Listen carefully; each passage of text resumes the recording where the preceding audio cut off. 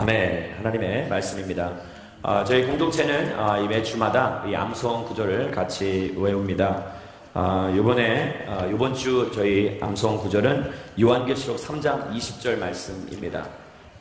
혹시 미리 외우셨던 분들은 그냥 같이 외워주시고요. 또 외우지 못하셨던 분들은, 오늘 또 처음 오신 분들은 우리 자막을 같이 읽고 함께 암송했으면 좋겠습니다. 우리 같이 말씀 읽겠습니다. 요한계시록 3장 20절 말씀입니다. 볼지어다 내가 문 밖에 서서 두드리노니 누구든지 내 음성을 듣고 문을 열면 내가 그에게로 들어가 그로 더불어 먹고 그는 나와 더불어 먹으리라. 아멘. 요한계시록 3장 20절 말씀, 우리 귀한 말씀 가운데 은혜가 있고 한 주 동안 이 말씀이 여러분들의 삶을 또 변화시키고 속사람을 변화시키는 거룩한 말씀 되기를 소망합니다. 돈과 물질로 세상이 평가되고, 그렇죠, 존경과 감사가 사라진 시대에서 우리는 살고 있습니다. 시간이 지나고 세월이 흐르면 무언가 더 잘 나아질 것 같고, 그리고 또 환경 개선, 더 나은 삶의 질 향상을 위해서 온 사회가, 경제가, 나라가 움직인다고들 이야기하지만 솔직히 나아지는 것은 없어 보입니다. 그런데 그 가운데서도 이 듣는 이의 마음을 기쁘게 하고 흡족하게 하는 그러한 스토리도 종종 들리고는 하죠. 얼마 전에 제가 차를 운전하다가 좀 차가 많이 막히는 것 같아서 조금 더 이렇게 가다가 보니까 이 교통사고가 난 그런 그러한 그 시츄에이션에 경찰이 다가가기 전에 미리 주변에 있는 사람들이 차에서 내려서 다친 사람들을 돌보아주고 이 차 사고의 현장을 수습하는 그런 모습을 볼 수 있었어요. 굉장히 저도 많이 늦어서 마음이 어려웠고, 약속 시간에 좀 늦으니까 좀 그전에는 그 상황을 보기 전에는 짜증도 많이 났었지만 왠지 그 상황을 보면서 제 마음이 아주 따뜻해지는 그런 순간이 있었습니다. 또 한 번은 이 새벽 이 홀리스타를 가는 도중에 2호선과 3호선을 갈아타는 그 부분에 있어서 할머니께서 그 계단에서 발을 헛디뎌 넘어지셔갖고 그런 어르신을 등에 업고 가는 그런 젊은이들을 보고, 물론 저도 그 옆에 있어서 저는 업지는 않았지만 그 할머니의 물건을 들고 뒤를 따라서 그 할머니가 또 본인 스스로 추스릴 수 있는 곳까지 바래다주는 그러한 이 가슴 따뜻한 그런 풍경이 있었죠. 저희 공동체 안에서도 그런 일들이 있었습니다. 본인 자신도 삶이 힘들고 어려운 가운데 알바를 하면서 알바를 3개씩이나 하더라고요. 한 주간에 그 3개씩이나 하면서 학업에 같이 또 종사하면서, 그러면서 자기 자신이 벌었던 그 돈을 자신을 위해서 쓰는 것이 아니라 자기보다 더 힘든 지체들을 위해서, 그리고 자기가 먼저 그들에게 다가가는 것이 아니라 그것조차도 자기가 건네주는 것이 아니라 저에게 주면서 그 친구에게 건네줄 수 있느냐, 아무도 모르게 건네줄 수 있느냐. 저는 너무 마음이 따뜻했어요. 목사로서 제 자신이 정말 부끄러웠고, 또 한편으로는 그 학생이 저희 공동체, 저희 지체라는 게 너무나도 정말 감사했고 뿌듯했습니다. 그러한 이 스토리들을 정말 들으면서, 그러한 이야기들을 직접 보고 바라보게 되면서 제 마음이 변해가고, 그리고 무엇보다도 이러한 사회에 아직까지 희망이 있구나. 하나님께서 이 땅 가운데 당신의 거룩한 이 손을, 이 강한 오른손을 아직까지 우리에게서 앗아가지 않으셨구나라는 그러한 생각을 하게 되면서 좀 많은 기대감과 소망 가운데 한 주간을 좀 보내게 됐습니다. 여러분들, 이러한 이 아름다운 소식들이 조금 더 우리의 귓가에 더 많이 들려오게 되기를 소망합니다. 아멘. 여러분들이 또 그러한 소식을 전하는 그런 소식 전달자가 되기를 소망합니다. 할렐루야. 여러분들 그렇게 사실 때에 아마 이 땅이 더 하나님께서 원하시는 그런 아름다운 것으로 변화될 수 있지 않나 생각해 봅니다. 오늘 말씀을 보시면은 그런 다른 어느 때와 마찬가지로 예수님께서 사람들을 대상으로 말씀을 나누고 계십니다. 25절 말씀에 보시면은 한 율법학자가 일어났다라고 말씀은 표현합니다. 다른 많은 사람들이 앉아있는 가운데서 예수님의 말씀에 귀를 기울이고 경청하고 있는 그 상황 가운데 한 율법학자가 일어나서 성경은 이 예수님을 시험하려고 물었다라고 이야기하죠. 그러나 이 부분을 보게 되면은 왠지 부정적인 그러한 이 생각을 가지고 그런 의도를 가지고 예수님에게 질문했다라고 여길 수도 있겠지만 이 똑같은 이 부분을 다루고 있는 다른 공간 복음서에서는 그러한 이 의도적인 그러한 악한 의도로 한 것이 아니라 실질적으로 그가 정말 궁금하기 때문에 이런 질문을 했다라는 그러한 부분이 나옵니다. 예수님을 시험하려고 물었습니다. 선생님, 제가 무엇을 해야 영생을 얻을 수 있겠습니까? 오늘 이 말씀을 좀 깊이 묵상하게 되기를 소망합니다. 25절 말씀에 선생님, 제가 무엇을 해야 영생을 얻을 수 있겠습니까? 마치 어디선가 들었던 본 듯한 그러한 이 문장이 등장하게 되죠. 이 부자 청년, 부자 관원이라고도 불리는 그 청년이 예수님을 찾아가서 예수님, 제가 어떻게 해야 영생을 얻을 수 있겠습니까? 라고 질문했던 그 상황이 우리 아마 연상되고 떠오르게 될 것입니다. 말씀을 보게 되면서 그 당시 유대인들은 이 영생에 깊은 관심이 있었다라는 것을 알 수 있습니다. 영생이라는 것은 우리가 생각하는 것과 같이 그 내세에서의 삶만을 이야기하는 것이 아니라 내세의 축복만이 아니라 현세의 축복, 즉 지금 살고 있는 이 땅에서 지금 살아가는 우리의 삶 가운데서의 받는 축복을 또한 이야기합니다. 그래서 유대인들은 거기에 지대한 관심이 있었던 것이에요. 나중에 그냥 죽어서 영원한 생명, 그런 이 하나님의 품 안에서 거하는 그런 하나님 나라 천국을 맛보는 그러한 것도 물론 중요하지만 그들에게 더 중요했던 것은 지금 내가 살고 있는 이 땅, 지금 내가 살고 있는 이 삶 속에서 어떻게 정말 이 풍성한 삶을 누리며 하나님의 축복 가운데 놓이며 살 수 있을까? 그러한 것에 관심이 있었다라는 것이죠. 그래서 그들은 도대체 뭘 해야, 무엇을 해야 하나님의 이 축복을 받을 수 있고 무엇을 해야 내가 이 땅에서 영생을 얻을 수 있습니까? 라는 거기에 what to do에 모든 관심과 초점이 쏠려 있다는 것을 말씀은 이야기해주고 있습니다. 그들이 알지 못했던 것은 구원의 참된 의미이죠. 참된 구원의 의미는 무엇입니까? 그리스도의 대속적인 은혜를 알고 그리고 그것을 믿음으로 그 사실, 그 은혜를 믿는 믿음 안에서 살아갈 때 그것이 바로 우리에게 구원의 삶을 허락하는 것이 아닙니까? 우리는 성경을 통해서 예수 그리스도, 그 십자가를 통해서 우리 가운데 부어진 그 은혜, 우리 가운데 쏟아진 그 하나님의 그 은혜, 불가항력적이라고 은혜, irresistible grace라고 이야기하는 그 불가항력적인 은혜를 믿는 믿음 안에서 살 때에 우리는 그것이 바로 구원이요, 이 땅에서의 이 윤택한 삶, 풍성한 삶, 그것보다 더 크고 풍성한 이 내세의 영원한 삶, 하나님과 영원히 동행하고 함께하는 그 놀라운 축복의 삶을 하나님께서 주실 것이라고 약속하시는 거예요. 여러분, 참된 구원의 의미를 성경 안에서, 말씀 안에서 발견케 되기를 주의 이름으로 축원합니다. 그냥 단지 이 땅에서 잘 먹고 잘 사는 것이 축복이 아니라, 그것이 영생이 아니라, 그것이 구원의 참된 의미가 아니라, 참된 구원의 의미는 영원토록 하나님과 함께 동행하며 그를 즐거워하며 그를 기뻐하는 인생임을 다시 한번 알게 되기를 주의 이름으로 축원합니다. 할렐루야. 아멘은 이쪽에서만 나오는 것 같아요. 이쪽에서 졸고 계신 건가요? 원래 오른쪽이 좋은 것인데, 할렐루야. 오른쪽에서 선한 것이 나오게 되기를 주의 이름으로 축원합니다. 예. 여러분들, 이 말씀을 보게 되면서 우리가 조금 더 이해해야 될 부분이 있습니다. 정말 뭘 지켜야 되는 것일까? 무엇을 해야만이 이런 삶이 나에게 주어질 것인가? 그렇게 질문했을 때에 예수님께서는 이렇게 반문하십니다. 26절 말씀을 보시면 율법에 무엇이라 기록되어 있느냐? 너는 그것을 어떻게 읽고 있느냐라고 질문하십니다. 객관적인 말씀은 도대체 뭐라고 이야기하냐? 그리고 그 객관적인 말씀을 보고 있는 너는 주관적인 그런 해석은 도대체 어떤 해석을 하고 있느냐라고 질문하고 있는 것이죠. 많은 경우 우리는 삶 가운데서의 그러한 이 인생의 그 여정을 살아가는 동안에서 수많은 질문들에 봉착합니다. 이러한 질문, 저런 질문, 삶 가운데서 왜 이런 일들이 일어나는 것일까?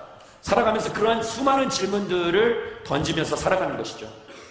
그러면서 우리는 하나님의 음성을 듣기를 소망하고 하나님께서 나의 삶 가운데서 길을 인도해 주시기를 바라며 그러한 수많은 질문들을 던지면서 사는 거예요. 그러나 우리가 정작 알아야 할 부분들을 놓치고 살 때가 많이 있습니다. 우리 인생의 모든 질문의 해답은 바로 하나님의 말씀 안에 있다라는 것입니다. 믿으면 아멘 하시기 바랍니다. 여러분, 이 말씀 안에 모든 것이, 인생의 모든 해답이 성경 안에 있다라는 것이에요. 우리는 많은 경우 하나님의 음성을 듣고자 하면서 기도하는 가운데, 그리고 다른 사람들을 통하여서 또 이 조금 영적으로 이 뭔가 있는 것 같이, 속된 말로 영빨이 있는 사람을 찾아가서 그러한 사람에게 무언가 좀 들어보려고, 그 사람의 이야기를 들어보려고 많이 노력할 때가 많이 있습니다. 성경은 이야기하고 있는 것이에요. 하나님의 음성은 이미 말씀 안에 들어가 있다라는 것이고, 말씀 그 자체가 하나님의 음성이라고 지금 성경은 이야기하고 있는 것입니다. 하나님의 말씀은 살아있다라고 이야기합니다. 하나님의 말씀은 힘이 있다고 말씀하십니다. 그 말씀이 살아있기 때문에, 그 말씀이 이 진리 안에, 성경 66권이 안에 담겨져 있는 것이기 때문에, 그래서 요한복음 1장 1절의 말씀을 보시면 예수 그리스도께서 라고스, 이 라고스라는 그 헬라어를 통해서 말씀이라는 그 단어, 그 이야기를 하는 것이죠. 이 말씀이 바로 이 성경 66권이 그 말씀, 이 로고스가 바로 이 말씀인 것입니다. 그리고 이 말씀이 곧 예수 그리스도라고 이야기하고 있습니다. 여러분, 이 말씀은 살아계신 하나님의 음성입니다. 다른 곳에서 하나님의 음성을 들으려 하지 마시고, 다른 곳에서 이 인생의 해답을 찾기를 원하시는 것이 아니라, 말씀 안에서, 진리 안에서, 변하지 않은 하나님의 말씀 가운데서 하나님의 음성을 듣고 발견케 되기를 소망합니다. 성경을 읽지 않는 거예요. 성경을 묵상하지 않는 것입니다. 성경은 그냥 집에 있는 하나의 장식용으로서 놔두고, 가끔 가다가 정말 내가 불면증에 시달리고 힘들 때 성경을 피면서 레위기로 곧장 가서 레위기를 1장을 읽다 보면은 그냥 깊은 잠에 빠지면서 성경은 정말 살아있구나. 여러분, 그렇게 성경을 왜곡하지 않게 되기를 주의 이름으로 축원합니다. 이 안에 담겨져 있는 그 하나님의 말씀이, 그 진리의 말씀이 나를 변화시킬 수 있다는 그 믿는 믿음 안에서 이 말씀을 접할 때에 말씀이 여러분들의 속사람을, 내면을 변화시킬 줄 믿습니다. 히브리서 4장 12절 13절 말씀을 우리 같이 한번 읽겠습니다. 흥분했더니 히브리서 4장 12절 13절 말씀 우리 같이 읽어볼까요? 제가 그냥 읽겠습니다. 시작. 하나님의 말씀은 살아있고 힘이 있으며 양날선 어떤 칼보다도 더 예리해 혼과 영과 관절과 골수까지 찔러 쪼개기까지 하며 마음의 생각과 의도를 분별해냅니다. 그러므로 어떤 피조물이라도 하나님 앞에 숨을 수 없고, 오히려 모든 것은 우리에게서 진술을 받으실 그분의 눈앞에 벌거벗은 채 드러나 있습니다. 아멘. 여러분, 말씀은 살아있다라고 그랬어요. 그리고 그 말씀이 우리의 마음의 생각과 의도를 분별해낸다라고 이야기합니다. 도대체 내가 뭘 생각하고 있는지, 나의 마음의 중심이 무엇인지, 그 마음의 본질, 그 마음의 핵심 포인트를 완전히 이 외형적인 것들을 다 들고내고 그 마음에 있는 본질을, 참된 그 본질을 들추어낸다라고, 끄집어낸다라고 이야기하는 것이죠. 그래서 13절에 아까 우리가 읽었던 히브리서 4장 13절의 말씀은 그분의 눈앞에 우리는 벌거벗은 채 드러났다라고 이야기합니다. 오 마이 굿니스. 예. 하나님, 뭘 보지 말아주세요. 여러분, 이 벌거벗은 채 하나님 앞에 드러났다라는 것은, 그래서 성경은 이 종종 거울이라는 단어를 사용합니다. 그래서 많은 사람들은 말씀을 거울이라고도 이야기하는 것입니다. 거울을 바라보면서 내 자신을 점검하는 것입니다. 내 자신의 이 외면에, 외형적인 것에 어떤 이 흠잡을 것이 있는지. 오늘 이 말씀을 전하기 이전에도 김치를 아침에 먹었어요. 김밥을 항상 그래도 아침에 먹습니다. 김이 가끔 이 이빨 사이에 끼죠. 저는 이 이빨 사이에 굉장히 뭐가 잘 끼는데 거울을 잘 안 봐요, 제가. 예. 거울과는 별로 저는 외모로 별로 이렇게 자랑할 게 없기 때문에 보나 안 보나 그냥 똑같아요. 변함이 없어요. 예. 그렇기 때문에 뭐 달라질 것도 없고, 제가 뭐 외형적인 것을 뭐 내세울 것도 없기 때문에 거울을 잘 안 봅니다. 그런데 한 번은 이 치명적인 실수를, 할렐루야, 이빨을 꼈는데 그 앞에 상담하고 계셨던 이 권사님이, 할렐루야, 예전에 있었던 일이에요. 예전 교회에서 이 성인 공동체를 하고 있다가 자꾸 저한테 막 이렇게 이 권사님이 이 연세가 드셔서 치통이 있으신가.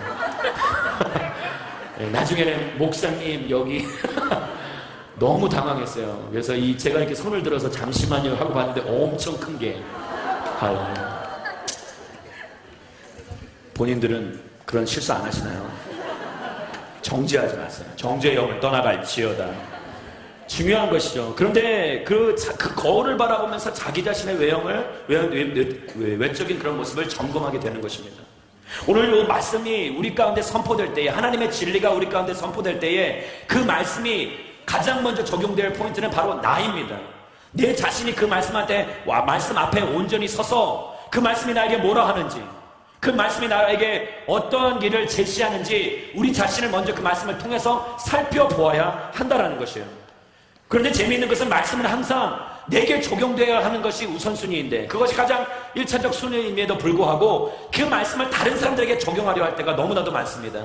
말씀이 선포될 때, 아하, 우리 순장님이 이 얘기를 들었어야 하는데, 우리 순은 도대체 어디 있는 것일까? 우리 부모님이 이 이야기를 들어야 되는데, 나의 친구가, 나의 형제가, 나의 자매가, 우리는 자꾸 그러한 이 적용 포인트를 다른 사람들에게 먼저 적용하면서 그 말씀이 나에게 지금 해당되고 내가 들어야 할 말씀에도 불구하고 다른 사람을 먼저 찾을 때가 있다는 것은, 거울을 바라보면서 다른 사람의 이야기를 합니까? 다른 사람의 흠을 잡습니까? 아니죠. 내 안에 있는, 그 거울 안에 있는 내가 지켜보고 있는 그 사람의 모습을 먼저 변화시키지 않으면 안 된다는 것. 말씀은 가장 먼저 우리 자신을 변화시키기 위해 하나님께서 우리 가운데 허락하여 주신다는 것을 믿는 믿음 안에서, 오늘도 말씀이, 오늘도 부족한 종의 입술을 통하여서 선포되는 하나님의 진리가 우리를 먼저 변화시켜 되기를 주의 이름으로 축원합니다.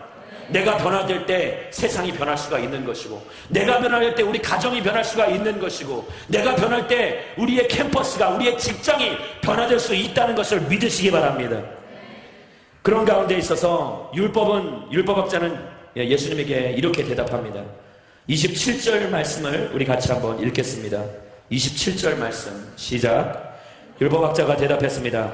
내 마음을 다하고 내 목숨을 다하고 또 내 이웃을 내 몸같이 사랑하라고 했습니다. 오늘 말씀이 적용되는 것은 이 율법의 핵심, 가장 중요한 부분 두 가지를 레위기와 신명기에 있는 말씀에서 빼내어서 이 말씀을 잘 정돈해서 이 율법학자는 예수님에게 제시한 것이죠. 자랑스럽게 보란듯이 너무나도 율법을 정확하게 꿰뚫고 있었던 율법학자였습니다.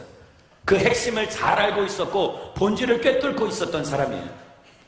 예수님도 거기에는 전혀 뭐라고 할 수 없는, 예수님께서도 거기에 도대체 흠을 잡을 수 없는 온전한 답이었어요. 그래서 28절의 말씀을 보시면 예수님께서 내 대답이 옳다라고 말씀하십니다. 틀렸다, 아니다, 조금 내가 수정해 줄까? 그런 것 같지 않은데? 라고 말씀하지 않으시고, 그래, 이 답이 맞아. 그러나 그러면서 예수님께서는 하나 더 거기에 더하시는 것이죠. 정답은 알고 있지만 그것을 적용치 못한다면, 정답은 알고 있지만 그것이 내 삶 가운데서 실현되지 않는다면 아무런 소용이 없다라는 것을 주님은 말씀하고 계신 것입니다. 내 대답이 옳다. 그러나 그대로 행하면 내가 살 것이다. 그러나 그대로 행하지 못하는 율법학자들, 그대로 행하지 못하는 그런 유대인들, 그대로 행하지, 율법을 너무나도 잘 알고 있고 하나님에 대해서 방대한 지식을 자랑하고 있었던 수많은 리더십들에게 말씀하고 계신 것이에요. 오늘날 교회의 문턱을 수도 없이 많이 넘나들면서 교회의 10년, 12년, 13년, 많게는 20년, 많게는 30년 동안 교회를 끊임없이 다니며 하나님의 말씀을 계속해서 들어오며 지식을 축적해왔던, 쌓아왔던 그러한 인생들에 대해서 예수님께서는 이 말씀을 통해 적나라하게 말씀하고 계신 것입니다. 알고 있어. 그래, 너는 답을 알고 있어. 인생의 정답을 알고 있고 인생의 해답을 알고 있어. 그러나 답을 알고 있어도 그 답대로 살지 못한다면, 정답을 알고 있어도 정답 인생을 살 수 없다라는 것을 주님은 말씀하고 계신 것입니다. 정답을 알고 있으면 무엇합니까? 그 답이 나의 인생을 변화시키지 못한다면, 하나님의 거룩한 말씀이 나의 삶이 하나님의 거룩한 말씀을 쫓아, 뜻을 쫓아 살아가지 못한다면 그 인생은 아무런 의미 없는 인생이라고, 답을 안다 하더라도 그게 도대체 무슨 소용이 있느냐고 주님은 말씀하고 계신 것입니다. 야고보서 1장 22절 말씀을 같이 한번 보겠습니다. 같이 읽겠습니다. 시작. 여러분은 말씀을 실천하는 사람이 되고 말씀을 듣고, 그렇죠, 그러나 실천을 하지 못한다면 성경은 뭐라고 이야기합니까? 자신을 속이는 사람, 자신을 기만하는 사람이라고 이야기하고 있는 것입니다. 여러분들은 어쩌면 우리는 살아가면서 정확한 해답, 명쾌한 답은 알고 있음에도 불구하고 이것을 행함이 없는 그러한 삶을 살면서 내 스스로를 속이고 있다는 것이에요. 답은 알고 있지만, 이것이 정답인지는 알고 있지만, 이렇게 행해야 되는 것은 알고 있지만 내 삶이 뒷받침되지 못하기 때문에, 내 행동이 뒷받침되지 못하기 때문에 내 자신을 속이면서 살아가고 있고, 내 자신을 기만하며 살아가고 있는 거짓말쟁이라고 성경은, 속이는 자라고 말씀은 이야기하고 있는 것입니다. 사람이 머리로만 살다 보면 문제를 해결할 수 없는 것이에요.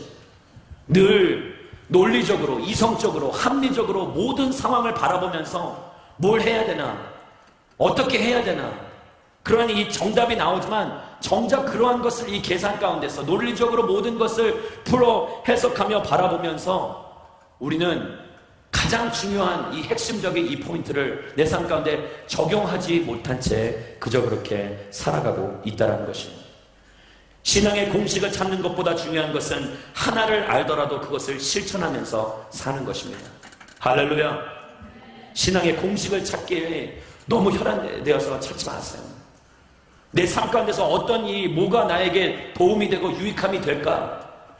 여러분, 그런 것에만 급급하여서 사는 것이 아니라 하나를 알더라도, 많은 것을 알지 못한다 하더라도 그 하나만을 실천하면서 사는 것이 올바른 인생이에요. 그것이 바로 하나님께서 이 땅 가운데 당신의 백성들에게 원하는 인생이라는 거예요.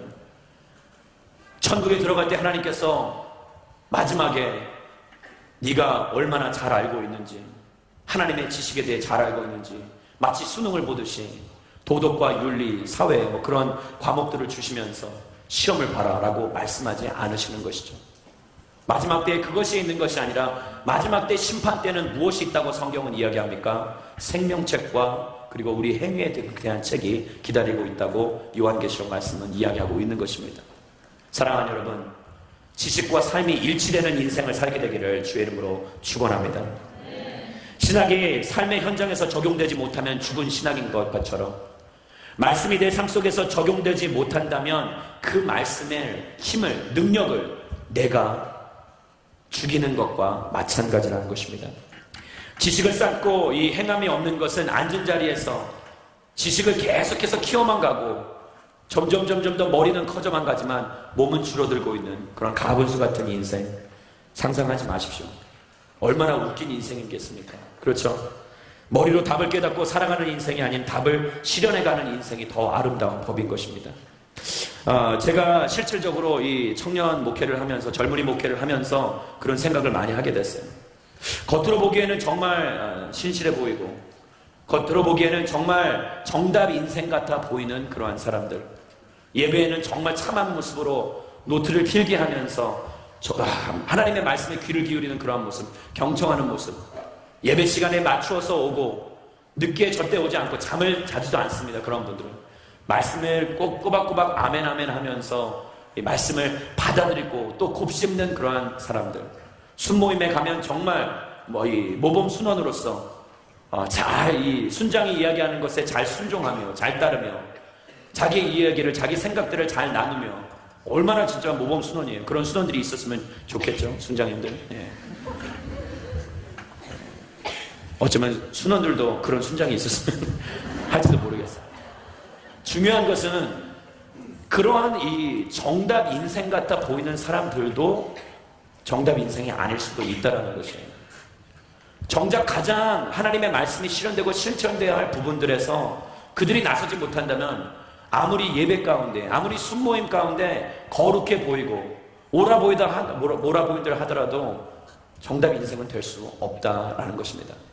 제가 이 금요일날 저희 이 허브 DOD, Do or Die 기도하지 않으면 죽는다라는 그런 주제 가운데 정말 저희들이 뜨겁게 기도하고 하나님의 말씀을 같이 읽고 이 9시부터 5시까지 정말 세상의 열정 못지않게 불타는 금요일에 그렇게 하나님의 밤을 새면서 하나님 앞에서 예배를 드렸죠.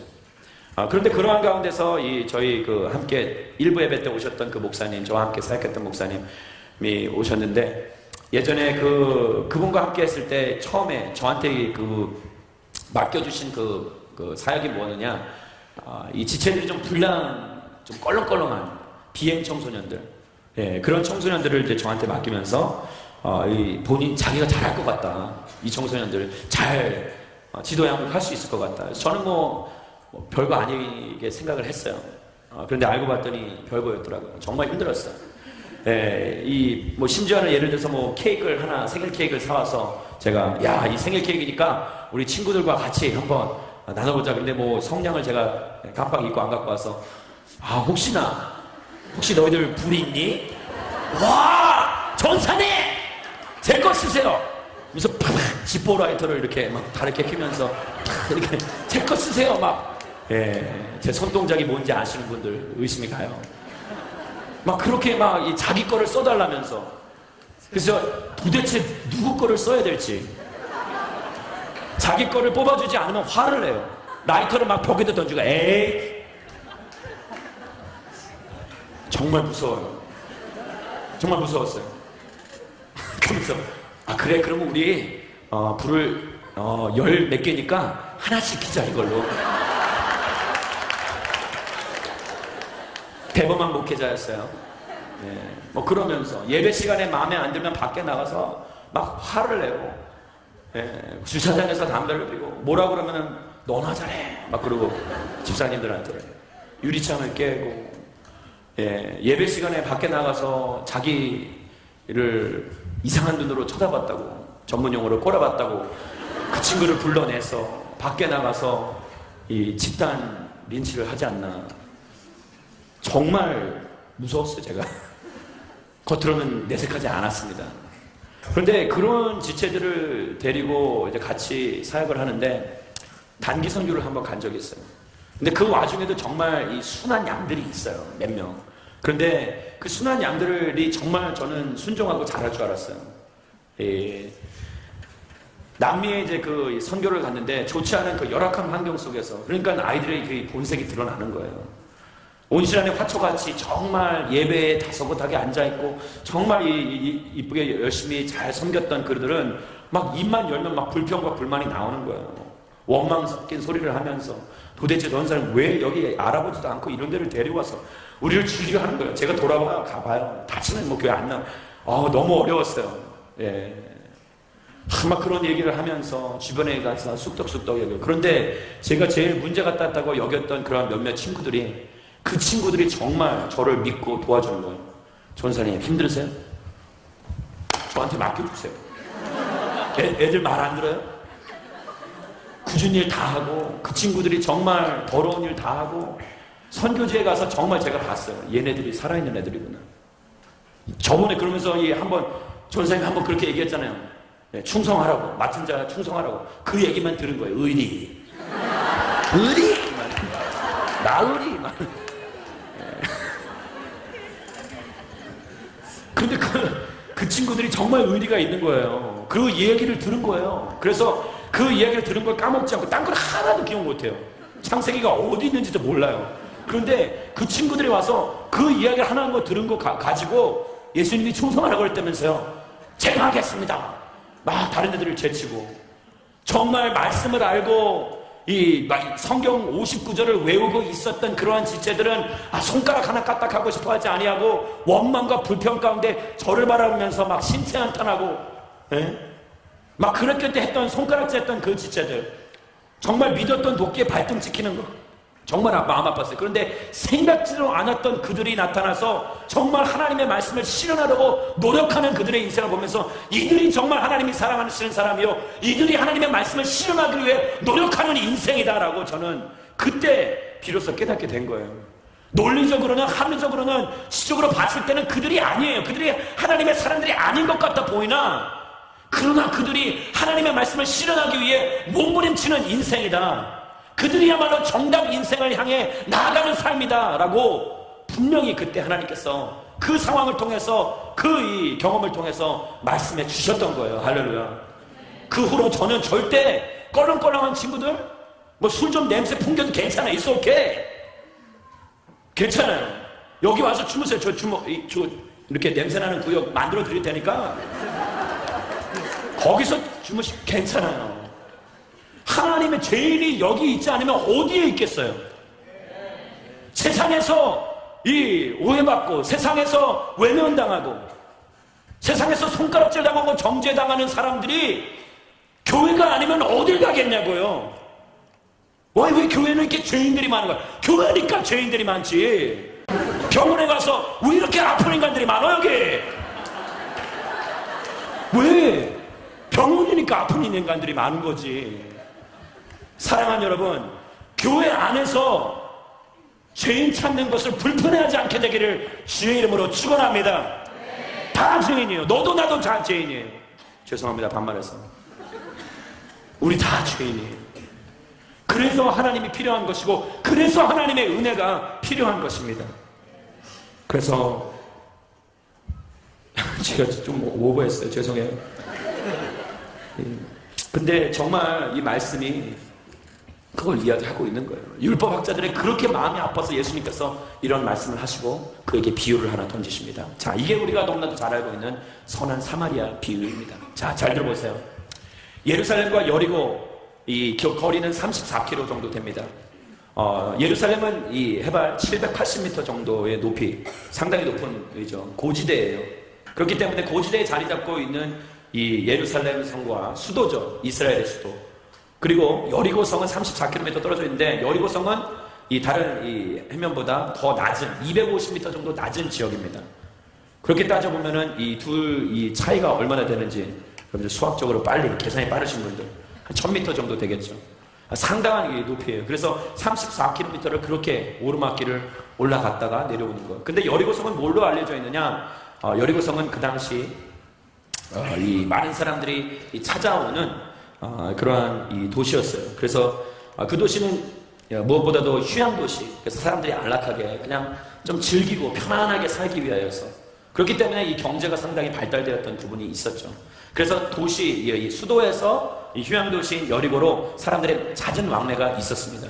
근데 문제는 34km 이 긴 거리를 이 오르막길을 오르다 보면은 사람들이 상당히 지치고 걸음이 늦어지고, 그렇기 때문에 그 가운데서 이 잦은 강도를 만나는 사건들이 발생했던 것이죠.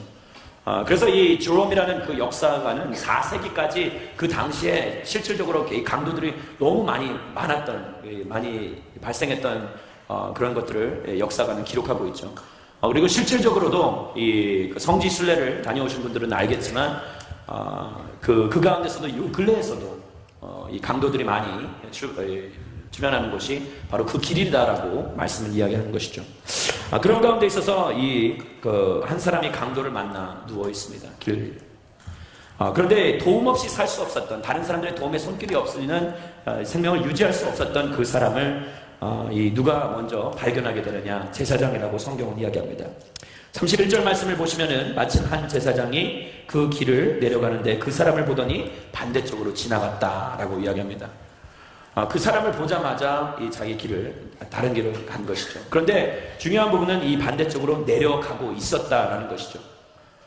이 내려간다라는 표현을 썼다면 아까 제가 말씀드렸듯이 오르막길, 그렇다면 예루살렘이 높은 지대에 있고 여리고가 낮은 지대에 있었기 때문에 여리고로 가는 길이었어요. 성전은 어디에 있습니까? 제사장이 일하는 곳은 어디입니까? 예루살렘이죠. 성전이 거기 있기 때문에. 그렇기 때문에 그는 이미 제사장의 이 역할을 감당하고 내려가는 길이었어요. 실질적으로 레위기서 21장의 말씀을 보시면은 제사장은 이 신체를 건드리거나 만져서는 안 돼요. 부정타기 때문에. 그리고 심지어는 더 나아가서 이 극단적인 율법주의자들이 했던 바리새인들은 그들의 그림자조차 신체 근처에 가지 않을 수 있도록 그들은 그렇게 꺼려했습니다. 제사장들에게는 그런 율법이 있었어요. 시체를 만지거나 건드리게 될 경우는 부정타기 때문에 함부로 제사의 일을 감당할 수 없기 때문에 그들을 정결하고 깨끗하게 다시 씻지 않으면 그런 이 절차적인 복잡함이 있었어요. 번잡함이 있었던 것이죠. 그러나 말씀은 이야기하고 있듯이 그는 이미 제사장의 그 의무를 다하고 난 뒤에 휴양도시였던 여리고로 내려가던 와중이었어요. 급한 게 없었습니다. 그리고 실질적으로 그는 이 거추장스러운 그런 귀찮은 일도 없는 거예요. 왜? 어차피 나중에 다시 올라와서 제사장의 임무를 할 때에는 또다시 그런 이 자기 죄를 전가하고 이 정결케 하는 그 예식을 치러야 하기 때문에 어차피 나중에 또 해야 돼요. 그렇기 때문에 지금 그를 도와주지 않느냐? 별 문제가 없는 것이에요. 율법에 전혀 해가 되지 않는 부분들인 것입니다. 그럼에도 불구하고 그는 그를 그냥 지나칩니다. 왜 그럴까요? 귀찮은 것이죠. 그럼 오늘날 우리 가운데 귀차니즘이라는 그러한 단어가 생긴 이유가 무엇일까요? 귀차니즘이라는 단어는 내가 귀찮기 때문에 굳이 내가 나서지 않아도 다른 사람들이 도와줄 텐데, 굳이 내가 오버하지 않아도 누군가 도와줄 텐데, 내가 도와줘봤자 저 사람 죽을 텐데, 이미 죽어있는 사람 내가 만져요. 굳이 내가 하지 않아도 되는데. 살면서 우리는 종종 이러한 생각을 가지고 살 때가 너무나도 많다라는 것입니다. 그 일을 엮이고 싶지 않은 거예요. 내 시간을 거기에 할당하고 싶지 않은 것이고, 내 이 자원을 거기에 투자하고 싶지 않은 그러한 마음, 그러한 그 귀차니즘으로 가득 찬 인생, 그러한 삶을 어떻게 하나님의 사람이라고 이야기할 수 있겠냐요. 여러분, 레위기서 21장에 보면은 제사장은 어떠한 이 역할을 하는 것이냐? 유대인들의 아버지 역할입니다. 제사장들은 유대인들의 아버지, 영적인 아버지 역할을 한 것이에요. 그래서 그들이 이 죄를 짓고 돌아왔을 때 이 하나님과 유대 백성들 사이에서의 미디에이터, 중재자 역할을 하는 것입니다. 죄를 전가하고 그 다음에 그 대신 가서 속건제를 드리고 번제를 드리고 화목제를 드리고, 그러한 이 제사 가운데서 이 이스라엘 백성들이 하나님과 다시 연결될 수 있도록 그 역할을 하는 그 중간다리 역할이에요. 그래서 영적인 아버지라고도 이야기하고 칭할 때가 많이 있습니다. 그런데 그 영적인 아버지라면 그 백성들을 돌아보고 그 백성들이 내가 귀찮던가 아니던 간에, 여러분들 이 금요일날 이 9시부터 5시까지 제가 열심히 뛰었어요. 목사기 때문에도 있지만 저 또한 이 하나님 예배를 하는 걸 들으니까 열정이 있어서는 제가 다른 사람들과 좀 할렐루야 구별된, 나이는 많아 보이죠. 나이는 많아 보이지만 실질적으로 많아요. 죄송합니다. 실질적으로 많지만 그러나 그 열정적인 면에서 남들과 얘기 뒤지고 싶지 않은 그런 마음이 있어요. 승부욕도 있고. 그리고 이 엎친 데 덮친 격으로 그 금요일날 오후에 저희 대학청년부 교육자들이 함께 모여서 축구를 차는데, 할렐루야, 정말 힘들어요. 땡볕에. 왜 땡볕에 하는지 모르겠어요. 이유를 알 수 없으나 하라고 하기 때문에 열심히 뛰어요. 막 불평과 불만을 가지고 있다가 하라고 그러면 막 열심히 뛰어요. 한 골 넣었습니다. 할렐루야. 아무도 기뻐하지 않으시네요. 자주 못 넣어요. 사람들은 많이 넣고 싶어도 못 넣어요. 3명 중에 1명 제가 넣었어요. 일기에 써요. 일기. 오늘 한 골 넣었다. 근데 페널티킥이었어요. 그래서 웃지 마세요. 그것도 쉽지 않아요. 근데 한 게임을 뛰고 나니까 몸이 막 너무 힘든 거예요. 그리고 나서 철야를 하고 나니까 몸은 더 힘든 거예요. 그러고 나서 집에 갔는데 아이들이 저를 깨우기 시작한 거예요. 집에 간 게 7시 반인데 8시 반에 저를 깨우는 거예요. 아빠! 집에 웬일이야? 정말 오랜만이네. 같이 놀자! 아이들을 때리고 싶었어요. 근데 여러분, 아버지라는 것은 그런 귀차니즘도 내려놓을 수 있어야 돼요. 나의 자신을 희생하면서 그들을 내가 사랑한다면, 왜? 사랑은 곧 희생이기 때문에, 사랑은 곧 헌신이기 때문에 내 자신을 내려놓고 반드시 나의 유익함을 추구하는 것이 아니라 그들의 유익함을 추구해야 되는 것이에요. 그래서 그들을 위해 놀아줘야 되고, 그들을 위해 내가 말이 되어줘야 되고, 그들을 위해 내가 로봇가 되어서 그들의 지시에 따라, 명령에 따라 움직여줘야 돼요.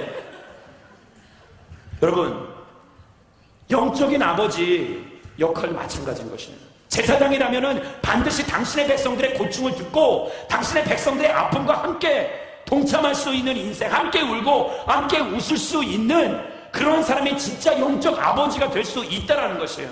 그러나 제사장은 자기 자신의 자기 자신의 해야 할 것을 하지 않고, 직무유기죠.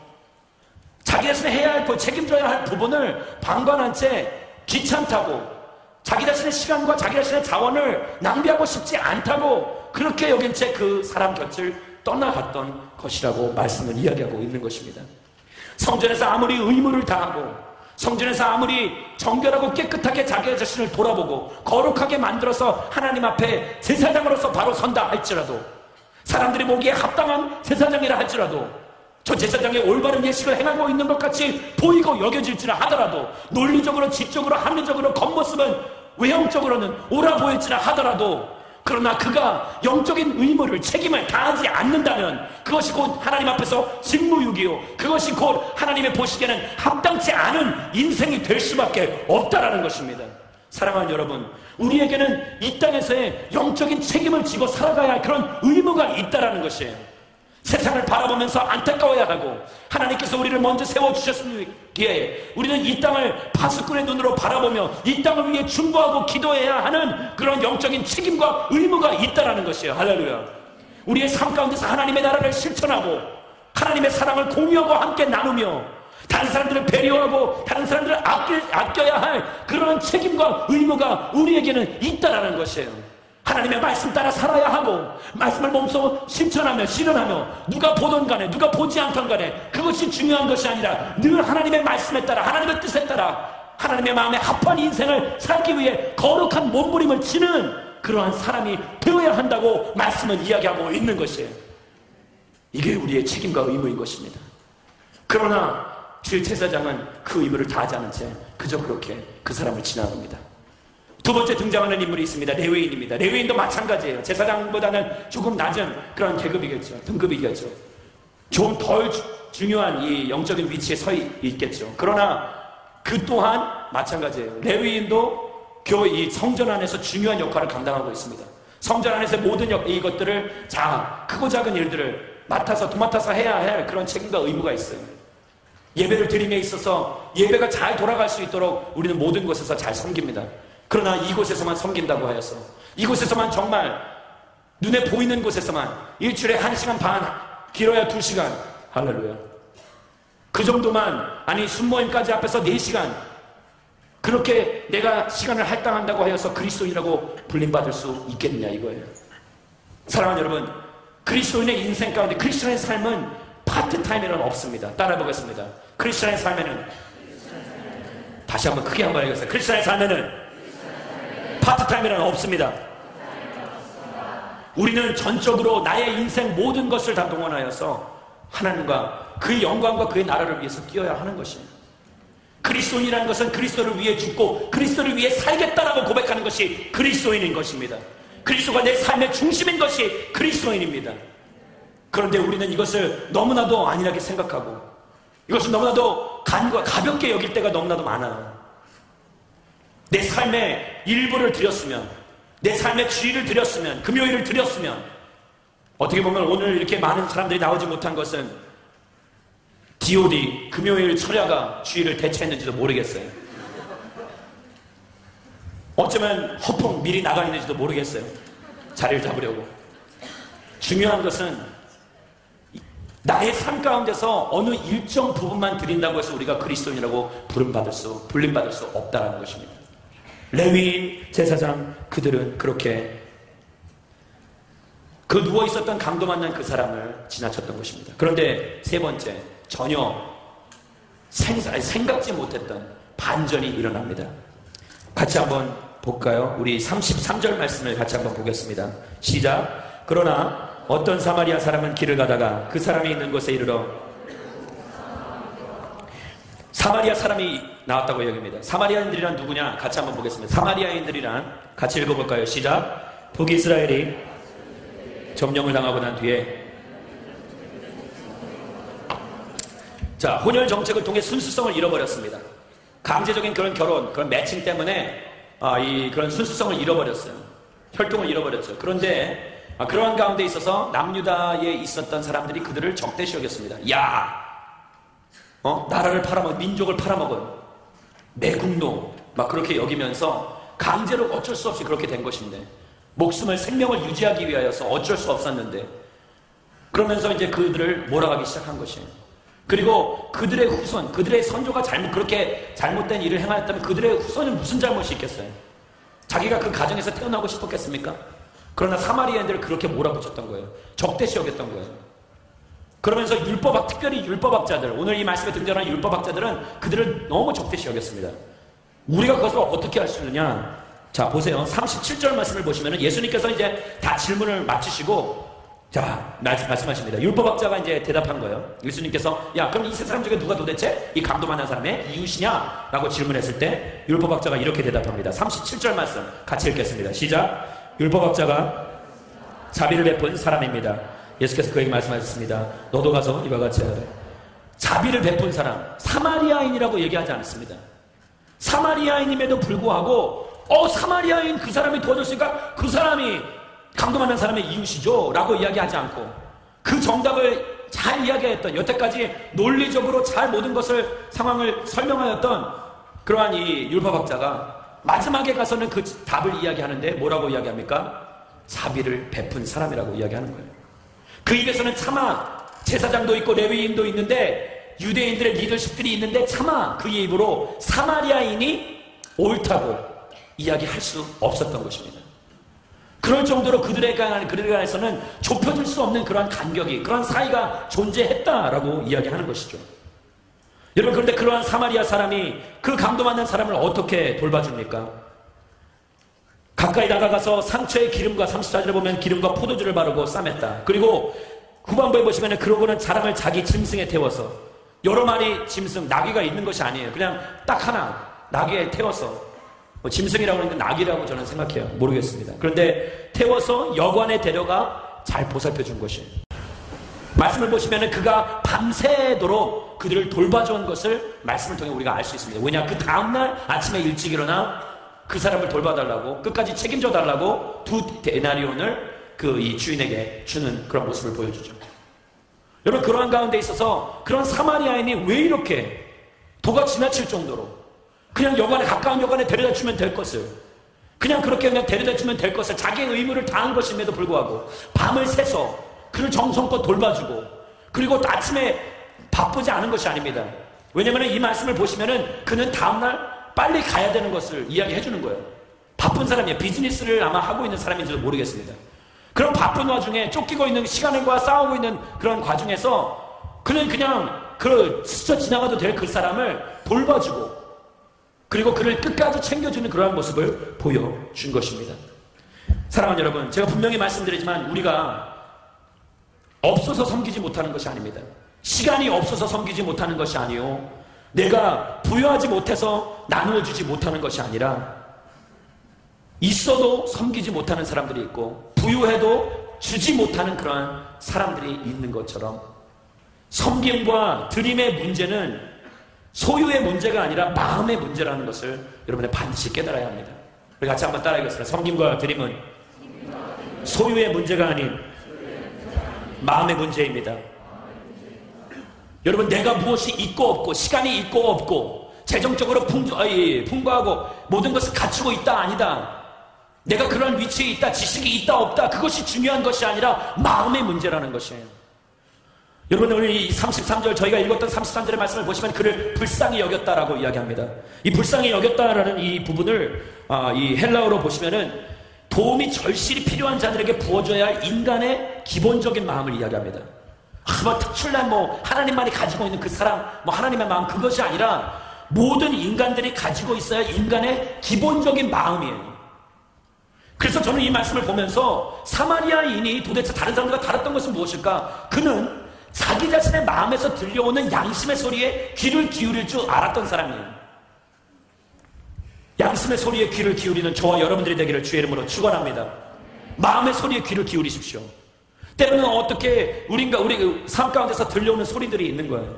내 내면에 내 양심이 그렇게 이야기하는 거예요. 내 선한 양심. 왜? 로마서 1장의 말씀에 보시면은 하나님께서 그런 양심을 우리 가운데 허락하여 주셨다라고 말씀하십니다. 그 양심 때문에 죽어가는 저 사람, 아파서 누워있는 그 사람, 그렇게 자기 스스로를 도울 수 없는 그 사람을 바라보면서 안타까움을 마음을 금치 못하는 것이에요. 제사장들과 레위인들은 어땠을까요? 마음속에 그들에게 어떤 마음이, 어떤 생각이 스쳐 지나갔을까요? 조금 불쌍하다라는 생각? 아니면 당연하다라고 여기는 생각? 어떤 생각이 그들의 뇌리를 스쳐 지나갔는지는 우리는 알 수 없지만, 한 가지 확실한 것은 사마리아인의 마음 가운데 들었던 마음은 긍휼의 마음, 기본적인 인간이 가져야 할 기본적인 마음을 가졌다라고 성경은 이야기합니다.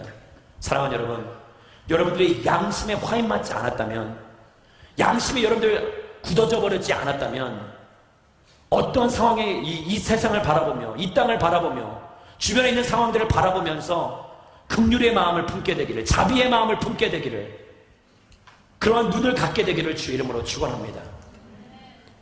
사마리아인이 또 들었던 소리는 무엇일까? 양심의 소리, 마음의 소리만이 아니라 더 나아가서 그들가 들었던 것은 바로 아파서 누워있는, 고통받고 신음하고 있는 그 사람의 소리를 들었던 것이죠.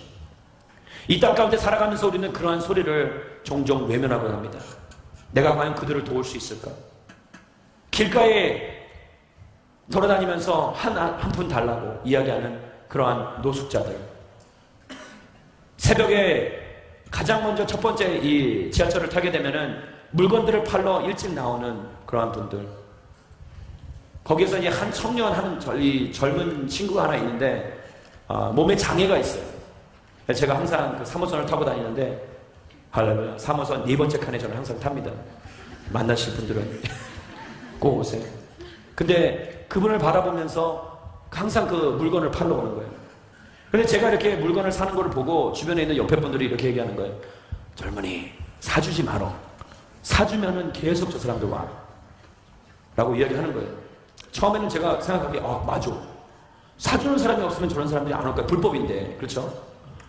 그래서 그냥 생각을 했어요. 그런데 시간이 지남에 따라서 그게 아니라는 생각이 들었어요. 물론 논리적으로, 합리적으로 봤을 때는 그 사람들, 제가 이렇게 그 사람들 팔아주면은 그 사람들 분명히 지금 두 가지인 것 같아요. 뺏길 거예요. 왜? 그 사람들은 어디선가 물건을 받아오는데 그 사람들 뒤에서 그들을 컨트롤하는 사람들이 있죠. 자리세를 매기고, 여러분들 보이지 않는 그런 세계가 존재하고 있는 거예요. 너무 순진하게 이렇게 세상을 바라보고 있으면. 그런데 그러한 상황 가운데 누군가 그 사람을 등을 쳐서 자기 자신 주머니를 채우는 거예요. 막 그런 생각을 하면은 못 주는 거예요. 못 사는 거예요. 그 껌을 이거 사 먹어야 되나? 말아야 되나? 막 그런 생각을 하게 되는 거예요. 돈을 줘봤자 이 사람이 갖지 못할 건데. 그런데 우리가 간구하고 있는 것은 그런 것이죠. 그 사람이 그걸 팔지 못하면 돌아가서 보복을 당한다는 것이죠. 더 힘들 수도 있다는 거예요. 물론 자세는 알지 못합니다. 그런 생각을 하게 되면 우리는 그들을 뭐예요? 도와줄 수 있다는 것이에요. 도와주라, 도와주지 말라, 제가 그것을 이야기하는 것이 아닙니다. 중요한 것은 우리는 너무 겉모습만 바라보고 형식적으로, 논리적으로, 모든 것을 합리적으로만 생각할 때가 많다는 것이에요. 그러나 하나님은 말씀하십니다. 다른 사람들의 고통, 다른 사람들의 슬픔, 다른 사람들의 이 절규에 귀를 기울일 줄 아는 인생이 되어야 한다는 것이에요. 할렐루야. 사랑하는 여러분, 여러분들의 주변에 있는 사람들의 소리를 듣게 되기를 소망합니다. 저는 굉장히 둔감한 사람이에요. 그렇기 때문에 주변에서 들려오는 소리를 잘 듣지 못합니다. 제가 잠을 자는데 어느 날 잠을 자다가 깜짝 놀란 적이 있어요. 눈을 딱 떠보니까 옆에 시커먼 물체가 앉아있는 거예요. 깜짝 놀랐어요. 아니, 누가 내 옆에? 당연히 제 와이프죠. 누가 제 옆에 누워있겠습니까? 근데 그 와이프가 앉아있는데 잠을 자지 않는 거예요. 왜 그럴까? 근데 아이를 안고 있어요. 보니까 제 아이가 엄청나게 열이 높아 있어요. 아이가 막 계속해서 신음하고 끙끙 앓고 있는데 남편이라는 자는 코를 골면서, 코도 그냥 제대로 고는 것이 아니라 코를 고는 그 간격이 굉장히 길어서 혹시 죽은 거 아닌가. 와이프는 그거 걱정 때문에 잠도 못 자고, 아이 때문에 잠도 못 자고 그러게 앉아있는데 저는 그렇게 그냥 자고 있는 거예요. 사랑하는 여러분, 우리는 이렇게 둔감한 인생이에요. 내 삶만 돌아보고, 내 목회한답시고, 내가 사역한답시고, 열심히 뛴답시고, 밖에 나가서 DOD하고, 밖에 나가서 노방전도 하고, 밖에 나가서 지체들과 상담하고, 이 800명이 넘는 사람들과 같이 함께 어울리고 뛰면서 지체들을 돌아보고, 대학교를 돌아보고, 대청을 돌아보고, 물론 가끔 축구도 하고, 그러면서 삶의 이 시간을 보내지만 정작 내가 가장 귀 기울여야 될 나의 가족에게는 내가 귀를 기울이지 못했구나. 그때 저는 너무 저에게는 커다란 깨달음이 왔었어요. 가정의 달 5월달에 사랑하는 여러분, 여러분들의 가정의 소리에 더욱더 민감하게 반응하게 되기를 주의 이름으로 축원합니다. 가정에서 들려오는 소리, 가정의 구성원들이 이야기하는 그 소리에 여러분들 귀를 기울이십시오. 내가 자녀이기 때문에 부모님의 고충을 알 필요, 아니요. 자녀도 부모의 고충을 알 필요가 있는 것입니다. 가족이기 때문에. 그리고 더 나아가서 저는 오늘 여러분들이 서로 간의 그 아픔의 소리를 듣게 되기를 주의 이름으로 축원합니다. 허풍이 존재하는 이유는 뭘까요? 그냥 나가서 그냥 실컷 흥청망청 놀라는 거예요. 허브의 소풍이 존재하는 이유는 서로 간에 알아가라는 것이에요. 서로의 소리를 들어보라는 것입니다. 할렐루야. 도대체 내 신혼들의 이 순환에 모여있는 순 구성원들의 사람들이 어떠한 마음가짐으로 살아가고 있고 어떠한 상태인지를 돌아보라는 것이에요. 그들의 소리에 귀를 기울이라는 것이에요. 이 땅 가운데 살아가면서 우리는 우리 자신의 삶에만 급급하여서 우리 자신의 일어나는 자신에게만 닥치는 그러한 일들만 중요한 것 같이 여기면서 다른 사람들의 소리를, 세상에서 들려오는 소리를 외면한 채 그렇게 살아가고 있는 것이 아닌가 돌아보아야 한다는 것이에요. 느헤미야는 세상의 소리를 들었습니다. 세상에서 들려오는 이 고통 소리를 들렸어요. 그 절규를 한 맺힌 그 소리를 들었어요. 느헤미야 1장을 보시면은 그는 자기 동생 하나니를 통하여서 술관원으로서 그 나라 페르시아에서 떵떵거리면서 잘 살 수 있었음에도 불구하고 그는 그 고통 가운데 놓여있는 이스라엘 백성들의 그 절규 어린 그 외침, 그 소리를 들음으로 그는 그것에 반응하기 시작했던 것이에요. 에스도 마찬가지입니다. 한 나라의 왕비로서 자기 자신의 이 목숨, 생명 안전할 수 있었어요. 그러나 그럼에도 불구하고 그렇게 할 수 있었음에도 불구하고 그는 어려운 길을 택한 것이에요. 왕이 부르지 않았음에도 불구하고 왕에게 먼저 나아가는 그런 과감한 용기를 보여주었던 것이에요. 왜냐? 그는 이스라엘 백성들의 그 심 섞인 그 소리를 들을 수 있는 귀가 열려 있었기 때문입니다. 사랑하는 여러분, 여러분들의 귀가 열리게 되기를 주의 이름으로 축원합니다. 영적인 눈이 뜨여지고 귀가 열릴 때에 우리는 하나님의 마음을 우리는 조금이라도 알아챌 수 있고 이 땅 가운데 들려오는 그 고통의 소리에 민감하게 반응하며 나아갈 수 있다는 것이에요. 세상에 유혹하는 소리에 반응하지 마시고 세상의 그 고통의 소리를 들으며 그 고통의 소리에 반응하는 인생들이 되기를 주의 이름으로 축원합니다. 나가서 도와주셔야 돼요. 누가 우리를 도와줄고 누가 우리를 위하여서 복음을 전해줄고 복음을 전할 수 있는 사람들이 되어야 합니다. 나가서 말씀을 전해야 합니다. 여름에 나가서 국내 선교 다녀오세요. 해외 선교 가세요. 라오스 가세요. 네팔 가세요. 몽고 가세요. 뭐 이미 다 찾다네요. 가세요. 아프리카도 가시고 선교 가시란 말이에요. 우리는 전라도, 강원도, 이 경상도 합천 그리고 제주도 이렇게 이 13군데 교회를 우리가 지역교회를 섬길 겁니다. 여러분들 가보시면 알겠지만 열악한 상황이에요. 열악한 상황에 청년들이 젊은이들이 없습니다.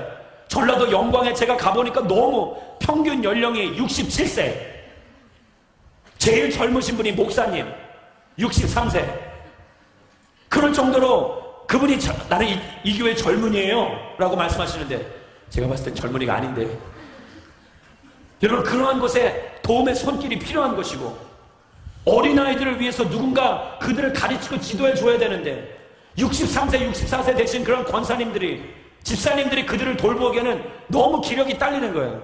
누군가 그들을 위해서 울어주고 누군가 그들을 위해서 멘토링을 해줘야 되고 경기도 합천에 있는 그 중학교에 있는 중학생들은 서울에 있는 대학생들이 가서 함께 그들에게 가서 멘토링 해주고 함께 해주는 것이 얼마나 좋은지 몰라요. 제가 한번 크리스마스 블레싱 때 그곳에 가서 이 아이들과 이야기를 나눌 때 정말 서울에 한번 가보는 것이 꿈이고 아직까지 저는 그런지 몰랐어요. 정말 그런 이 서울의 대학생들을 만나서 그들과 함께 악수를 하고 그들과 함께 삶을 나누고 함께 꿈을 공유하며 함께 하는 것이 그들에게는 커다란 이 소망이요. 그들이 정말 이 손꼽아 기다리는 날들이 그런 날들이라고 이야기했을 때 너무 마음이 뭉클했어요. 사랑하는 여러분, 여러분 하실 수 있어요. 그 소리에 민감하게 그 반응하십시오. 움직이세요. 나의 편안함에서 익숙함에서 벗어나 나를 원하고 도움을 요청하고 바라는 그 사람들을 찾아가게 되기를 주의 이름으로 축원합니다. 여러분 누가 나의 이웃입니까? 라는 그런 질문을 던지지 말란 말이에요. 율법학자가 던졌던 그 질문은 지극히 자기중심적인 질문입니다. 누가 나의 이웃입니까? 기독교를 배타적으로 만드는 것이에요. 그래서 자기가 이 누가 나의 이웃인지를 자기가 다 제어하고 그 기준을 자기가 세우겠다라는 거예요. 이웃에는 기준이 없습니다. 누군가의 기준인 것은 그게 필요하지 않아요. 중요한 것은 내가 누군가의 이웃이 되어줘야 한다는 것이에요. 성경은 지금 그걸 이야기하고 있는 것이에요. 율법학자가 누가 나의 이웃입니까? 라고 질문했을 때 예수님께서는 뭐라고 답을 하시느냐? 마지막 한 구절 같이 읽겠습니다. 36절 말씀을 같이 읽겠습니다. 시작. 너는 이 세 사람 중, 같이 크게 읽어주세요. 누가복음 10장 36절 같이 읽겠습니다. 시작. 너는 이 세 사람 중, 율법학자의 질문과 예수님의 질문은 차이가 있는 것이에요. 자기중심적인 관점에서 물어보았던 누가 내 이웃이십니까? 라고 질문했던 율법학자의 질문, 거기에 반문하는 예수님의 말씀은 무엇입니까? 누가 강도 만난 사람의 이웃인가? 누가 내 이웃인가 질문하지 마시고 오늘 다른 사람의 중심에서 이타적인 기독교의 이 중심 사상을 붙들고 본질을 붙들고 세상을 긍휼의 마음으로, 긍휼의 눈으로 바라보며 나아가게 되기를 소망합니다. 여러분, 이 땅 가운데 우리는 그렇게 살아야 돼요. 오늘 저는 말씀 보면서 이렇게 생각했어요. 사랑은 비효율적인 것입니다. 사랑은 비합리적이에요. 때때로는 사랑하기 때문에 그러나 무지해지는 것이고, 사랑하기 때문에 무모하게 뛰어들고 무식하게 퍼주는 거예요. 아닙니까? 사랑하니까. 예수님을 사랑하고 하나님을 사랑한다면 내 이웃을 내 몸과 같이 사랑하라고 말씀하십니다. 가장 첫 번째 계명이 그거예요. 두 번째 계명은 내 이웃을 내 몸과 같이 사랑하라. 첫 번째 계명이 성립되지 않으면 두 번째 계명 또한 성립될 수가 없습니다. 여러분은 오늘 이 시간에 저는 여러분들에게 도전합니다. 여러분 한 주간, 아니 여러분들 남은 인생 동안 정말 여러분들의 이웃을 여러분들의 몸같이 사랑하게 되기를 소망합니다. 아멘 소리가 너무 작아요. 그게 너무 부담스러운 질문인가요? 부담스러운 도전인가요? 그리스도인이라고 부름받으면서 그렇게 우리가 하나님에게 사랑을 받고 은혜를 받았는데 내 이웃을 내 몸과 같이 사랑하라고 한 게 그게 그렇게 부담스러운 건가요? 예수님은 나를 위해서 아낌없이 자기 자신을 내어주셨는데, 하나님은 자신의 아들을 그렇게 내어주셨는데,